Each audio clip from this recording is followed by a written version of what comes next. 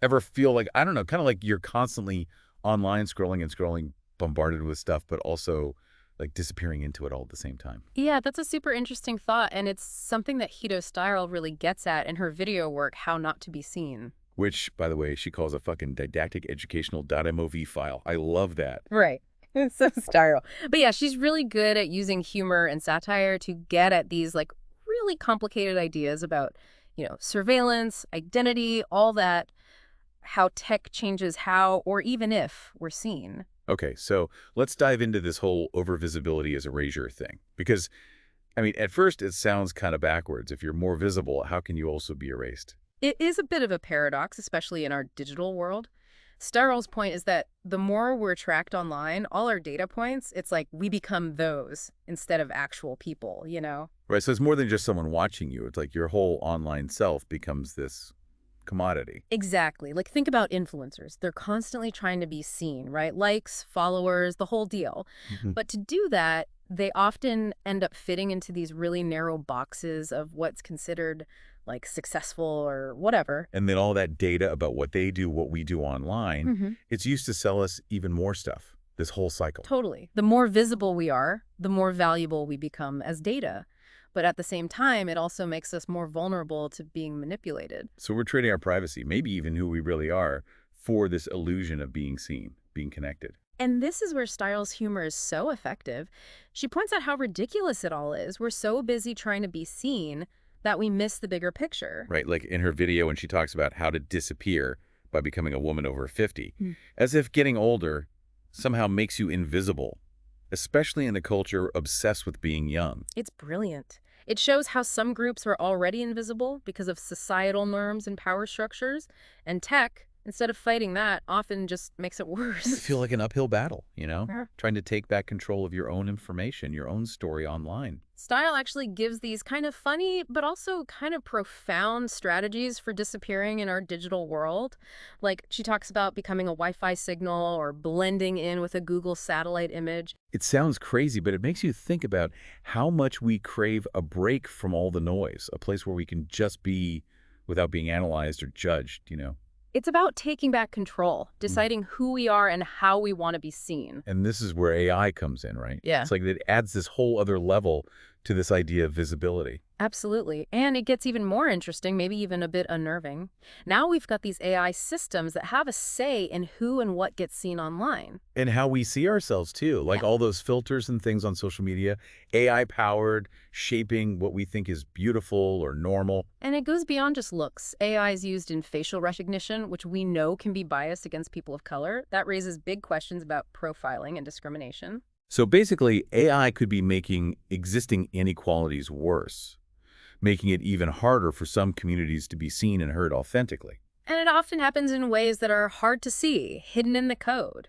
We don't always know how these algorithms make decisions, what data they're using, or who's really benefiting in the end. Which makes conversations like this even more important, right? We have to shed light on how AI is shaping our lives. Totally. We have to be critical thinkers about tech, demand transparency, and hold those companies and institutions accountable. Style's not the only one thinking about all this. It reminds me of Trevor Peglin's work. He's doing some really cool stuff with surveillance and the digital age. Oh, Paidlin's amazing. If you're into art and tech and surveillance, you have to check out his work. He's trying to show us this invisible infrastructure, how our data is collected and used, sometimes to control us. Like when he took photos of those NSA listening stations. Beautiful and scary at the same time. We're being watched, even when we think we're alone. Exactly. He finds ways to show us what's hidden, those power dynamics, in our increasingly digital lives. And speaking of hidden power dynamics, we can't forget James Bridle and his ideas about the new dark age. He says that as technology gets more complex and harder to understand, it actually leads to a new kind of ignorance. It's like we're drowning in information, so much data all the time that we lose the ability to understand it all.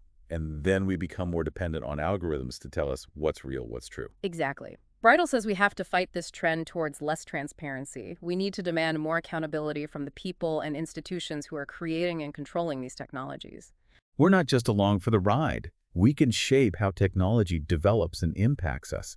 It's kind of wild when you think about it. We're navigating this whole world of data and algorithms, but we can't even see it. And we talk about AI like it's this neutral thing, but it's built by people, right? Using data we provide. So it's got to have biases, doesn't it? Definitely. And those biases can have really significant consequences, particularly when we're talking about something as fundamental as visibility. Who gets seen, whose stories get told, whose experiences are considered valid. These are decisions that algorithms are increasingly influencing. And those algorithms, like you were saying, they're not objective. They're designed to get us to engage more, to make a profit. That doesn't always mean it's good for us, for society. You got it. Look at how social media uses AI. They curate our feeds, right? They want to keep us scrolling, clicking, so they show us what they think we want based on what we've done before. So we end up in these echo chambers, just hearing more of what we already believe. And that's the danger. We miss out on different viewpoints, different ways of thinking, makes it harder to have those important, nuanced conversations we need for healthy democracy, even just for personal growth. So it's not enough to just know about the biases. We have to actively look for diverse voices, challenge our own assumptions. 100%. We have to think more critically about what we read, who we listen to, and be open to perspectives that are different from ours, even if they make us a little uncomfortable. It's like a form of resistance almost, isn't it?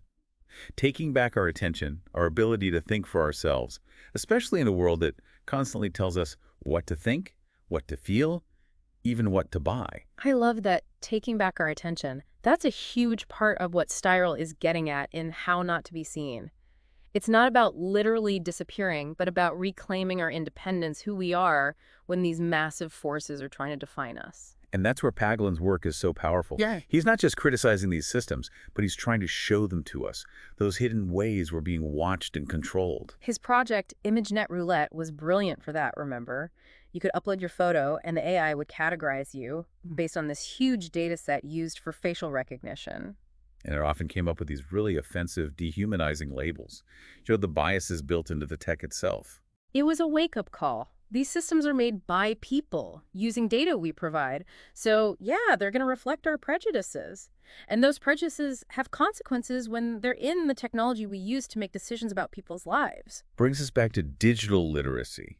We have to understand how these systems work, the biases they have, how they can be used to manipulate us. It's not enough to just know how to use the latest app. We need to go deeper, understand the tech, the algorithms, the data, how it's all being used. It's like we need critical thinking skills, but updated for this digital age. Exactly. We have to ask the right questions. Who made this? What data did they use? What are the limitations? And importantly, who benefits? And we need to talk to the next generation about this. Yeah. Kids are growing up surrounded by AI. We owe it to them to give them the tools to navigate this, to think critically and responsibly. 100%. Digital literacy needs to be a core subject, right up there with reading and math. Being tech-savvy isn't enough. It's about being tech-wise. Yes, and empowering young people to help shape the future of technology, not just consume it. Because, at the end of the day, these technologies are tools. Like any tool, they can be used for good or bad. It's on us to decide how we use them, how we shape our digital lives. And that leads us to James Bridle, who offers a different but equally important perspective. His book, New Dark Age, talks about how the growing complexity of technology, how hard it is to understand, might actually be leading to a new kind of ignorance. It's like we're so overwhelmed with information, all this data coming at us, that we can't make sense of it anymore. Right, and we end up relying more and more on algorithms to tell us what to believe, what's true, what matters. Which is a scary thought, because then we're basically giving up our ability to think for ourselves. Bridle's argument is that we have to fight this. We need more transparency, more accountability from those who are building and controlling these technologies. We're not just passive users of technology. We have a say in how it develops and impacts our lives. Yeah. It really does feel like we're at this weird crossroads with tech. On the one hand, it's incredible, right? Connecting with people, getting info instantly, the stuff we can create. It's kind of mind-blowing when you stop and think about it. But then there's this whole other side, like this potential for tech to be used against us, to control what we see, what we think, to take away our privacy. And that's the tricky part. It's not always clear-cut, good versus bad. The same tech can be used in totally different ways, depending on who's got their hands on it and what they want to do with it. Which is why it's so important to be talking about this, asking the hard questions about how tech's impacting our lives, even society as a whole. We can't just be like, tech is amazing or tech is doomed. Got to get into those gray areas, the stuff we don't expect. And it's got to be a group effort, right? Individual choices matter, but we need bigger changes. More ethical design, transparency from these companies, laws that actually protect us online. Absolutely. We got to hold these corporations accountable, push for stronger regulations, support those organizations fighting for our digital rights. It feels overwhelming sometimes, but also it's empowering. We do have a say in this. We can shape how tech evolves if we use our voices, demand better. And that's where art and activism are so crucial, right? Showing us what's usually hidden, sparking these conversations, making us imagine something different. Like Steyerl's work, she's not giving us all the answers, but she makes us think about these things, about how we interact with tech. Imagine if we could use it to help humanity, not the other way around. Exactly. And maybe that's a good place to leave it, you know? Yeah. It's not about being anti-tech, it's about being smart about it, using it ethically, building a world that's actually fairer, more just. So if you're listening to this feeling a little overwhelmed, like you're drowning in all this data, you're not alone. There are so many people, artists, activists, everyday folks asking these same questions, trying to build a better future. So yes, stay curious, stay engaged, keep asking those questions.